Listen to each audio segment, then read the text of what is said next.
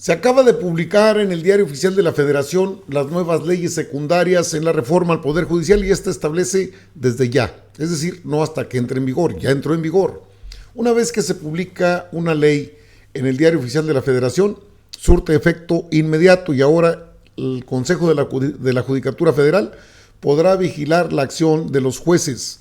¿En qué tema? Bueno, en uno que han mencionado, que la Corte Interamericana de Derechos Humanos, pues caray, tiene que ver lo de la prisión preventiva oficiosa, eso ya es ley.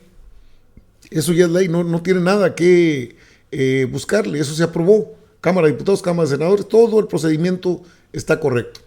En sus mañaneras, que pues la verdad sea dicha, quién las ve, pero no dejan de estar un día así en el canal Justicia TV, donde este juez Osorio Rosado establece que México está incumpliendo con el tema de la prisión preventiva oficiosa, algo que defendió Piña y defendieron sus ministros, es cierto. El diputado Arturo Ávila, que es el vocero de la bancada de Morena en la Cámara de Diputados, sale a desmentir todo esto, pero tiene un fondo. El fondo es este, mire, vámonos a la información. Publican reformas clave al Poder Judicial en el Diario Oficial de la Federación, las nuevas leyes de carrera judicial y responsabilidades administrativas. Ahí está el tiro, en las responsabilidades administrativas. En el decreto publicado se detalla en qué consisten estas dos leyes secundarias de la reforma al Poder Judicial. Aquí está la explicación, vamos ahí. En el Diario Oficial de la Federación se publicaron, en su edición vespertina, publicó dos leyes secundarias de la reforma judicial al Poder Judicial, la ley de carrera judicial y las reformas a la Ley General de Responsabilidades Administrativas. El decreto por el que se expide la ley de carrera judicial señala que constituye un sistema institucional integrado por los procesos de ingreso, formación y promoción. También evaluación de desempeño, permanencia y separación del cargo de los servidores públicos que lo componen, basado en el mérito y la igualdad real de oportunidades. Resalta que los objetivos son garantizar la independencia, imparcialidad, idoneidad, estabilidad, profesionalización y especialización de las personas servidoras públicas que forman parte de ella, propiciar la permanencia, superación de sus integrantes con base en expectativas de desarrollo personal agresivo, así como desarrollar un sentido de identidad y pertenencia hacia el Poder Judicial de la Federación, contribuir a la excelencia, eficiencia y eficacia en sus responsabilidades, de la impartición de justicia, coadyuvar en la legitimidad de los órganos jurisdiccionales. Pero el decreto va más fuerte en lo que es este tema de la imparcialidad y lo que son los perfiles que pueden entrar en el Poder Judicial y la responsabilidad. El decreto detalla que los servidores públicos observarán en el desempeño de su empleo, cargo o comisión los principios de austeridad, disciplina, legalidad, objetividad, profesionalismo, honradez, lealtad, imparcialidad, integridad, rendición de cuentas, eficacia, eficiencia y racionalidad en el uso de los recursos públicos mismos que rigen al servicio público. Abunda que para la aplicación de estos principios, los servidores públicos en el ámbito de su competencia serán autoridades facultadas para aplicar la representación de ley. Indica que tratándose de las responsabilidades administrativas de servidores públicos, de los poderes del Poder Judicial en concreto, serán competentes para investigar e imponer las sanciones que correspondan. Tratándose del Poder Judicial de la Federación, el Tribunal de Disciplina Judicial, el 100 y 109 de la Constitución en su reglamentación interna corresponde, mientras que los tribunales de disciplina judicial de los poderes judiciales de los estados y de la Ciudad de México, de acuerdo con lo previsto en los artículos 116 y 122 de la Constitución, así como en sus constituciones locales y reglamentos orgánicos. Esto sin prejuicio de las atribuciones de la Auditoría Superior y de las entidades de fiscalización y las entidades federativas en materia de fiscalización sobre el manejo, la custodia y aplicación de recursos públicos. Es decir, pues este Sistema Nacional Anticorrupción también tendrá presencia en ese sentido. Esto detonó, desde luego, que los señores estos que hacen una mañanera, déjenme ver si ya está, a ver, ok, sí, ya está listo, a ver, estos que hacen una conferencia dicen que pues que no es legal la mayoría calificada que tiene Morena y que van a dar la pelea. Bueno, andan bravos, andan con todo. Pues ¿qué les tocaron? lo que es la disciplina judicial y ya no les gustó. Técnico que es el de administrar justicia, técnico, no político. Y por lo tanto, mantener a raya estos esfuerzos de colonización por parte de los políticos, de también hacerse del poder judicial para ejercer el poder de manera absoluta y sin contrapesos. Nuestro propósito es seguir poniendo en marcha todas las herramientas que el Estado de Derecho nos brinda para conservar en beneficio del pueblo de México la vigencia de sus derechos, empezando por el juicio de amparo. Y en este punto no somos ilusos. Tenemos claro que se trata de una batalla, de un esfuerzo extraordinario. No somos ilusos porque creemos que el derecho y la razón terminarán por imponerse sobre la fuerza que hoy se construye sobre el discurso de una disposición de una mayoría de la voluntad del pueblo de México. Una mayoría que lo dijimos el año pasado, en términos reales es un hecho, obtuvieron la mayoría, pero es una mayoría que no les alcanza para tener la mayoría absoluta en el poder legislativo y que, sin embargo, a través de este proceso de colonización de los operadores del INE, del TIFE y después en la Suprema Corte, lograron obtener las votaciones necesarias para consolidar también de manera formal esa mayoría. Tenemos claro también entonces que disponer de los instrumentos que el Estado nos brinda es nuestra obligación como garantes. Pues ya dejaron de ser garantes hace mucho tiempo, nada más que este magistrado Olvera cómo la hace de cuento. Le decía de lo que declaró este personaje, que es un magistrado que la Corte Interamericana de Derechos Humanos está violentando lo de la prisión preventiva oficiosa. A ver, fíjese lo que dice en este canal Justicia TV, que es del Poder Judicial. Esta reforma del día de hoy es un desacato a esto y seguramente va a ser considerada en la resolución que próximamente emita la Corte Interamericana como ni siquiera como una falta de cumplimiento, sino como un abierto desacato. Pienso que al país le puede contar como un dato negativo ante la comunidad internacional que puede afectar en diversos aspectos económicos, en materia de inversión, etcétera, el no estar cumpliendo con una sentencia emitida por un árbitro que el propio país reconoció con la capacidad de decidir sobre estos temas. En entrevista, el juez Osorio advirtió que la reforma pone en riesgo de violación de derechos a la ciudadanía y destacó el papel de las personas impartidoras de justicia de cara a esta reforma.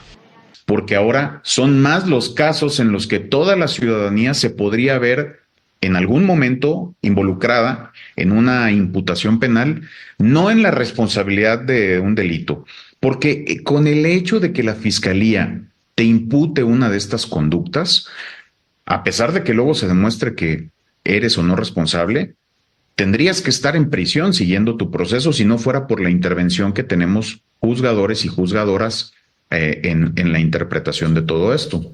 Subrayó que la norma... Bueno, ahí tiene usted que es un problema que debe atenderse. Respondió, por supuesto, le digo, el diputado Eduardo Ávila, lo entrevistaron sobre este tema de la prisión preventiva oficiosa, que lo están, hasta ahora les cayó el 20 que ya es una reforma constitucional. Bueno, en dos programas, Eduardo Ávila se defendió así.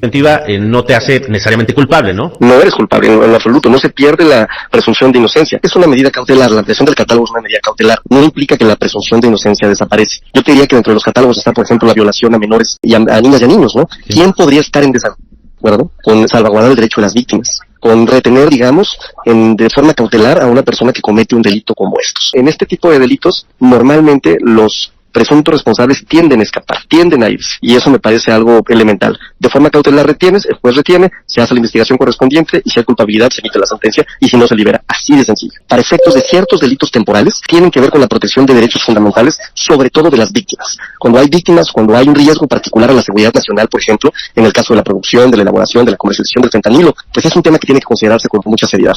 Aunque las voces hoy estén por un lado y por otro lado diciendo que hay inconvencionalidad, es decir, que no se ajusta a tratados internacionales. Lo que yo diría es que hay un número muy importante de países que son parte, por supuesto, de organismos internacionales que toman estas decisiones porque son constitucionales. Arturo, o sea, lo que estás diciendo es que no desaparecería como tal la prisión preventiva justificada. No desaparece, únicamente se amplía en el catálogo la prisión oficiosa, que además tiene una característica fundamental, que es retener de forma cautelar sin salvaguardar y sin violar los derechos. La reforma constitucional que hicimos al Poder Judicial ya permite lapsos y tiempos, porque por ahí se dice, no, es que van a pegar a una persona y se va a quedar retenida durante un largo tiempo. No, ya la reforma contempla que en los temas penales no pueda haber una sentencia que exceda los 6 meses.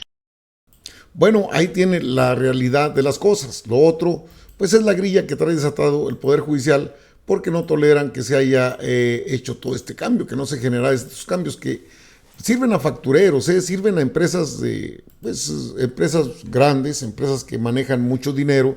Son los grandes intereses que siempre ha protegido el Poder Judicial. Ahora ya no pueden y los están patrocinando para que tengan ese tipo de programas. ¿O quién paga? La transmisión obviamente está en la plataforma, pero a eso tiene un costo.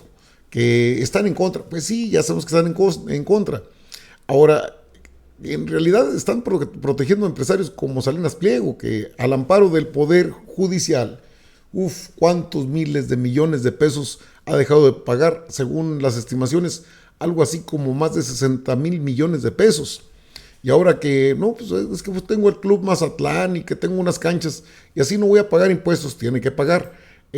A Arturo Ávila le han dado espacio para que hable respecto a este tema. Diría que la prisión preventiva oficiosa no contradice la presunción de inocencia, porque es una medida cautelar, es decir, no implica una declaración de culpabilidad. Su propósito es garantizar que el proceso judicial se lleva a cabo sin interferencias, por ejemplo. ¿Cuáles son los riesgos, por ejemplo? Pues la fuga del acusado o la obstaculización de la justicia, ¿no? Por eso, en todo momento, el acusado sigue siendo considerado inocente hasta que se demuestre lo contrario. En cierta situación hay que proteger los derechos humanos también de las víctimas. Por ejemplo, creo que nadie podría estar en contra de que haya prisión preventiva oficiosa en contra de la violencia sexual contra menores, que ya lo establece el catálogo. Nadie, absolutamente. Creo que nadie quiere tener un agresor de este tipo de delitos allá afuera, libre, haciendo de las suyas.